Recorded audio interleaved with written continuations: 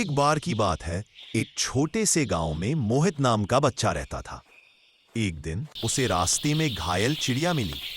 सब बच्चे खेल रहे थे, लेकिन मोहित ने खेलना छोड़कर चिड़िया को अपने घर ले जाकर उसका इलाज किया।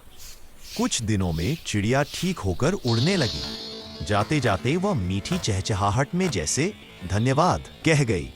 इस कहानी से हमें ये सीख मिली कि छोटी सी मदद भी किसी का जीवन बदल सकती है। दोस्तों, कहानी अच्छी लगे तो लाइक करें,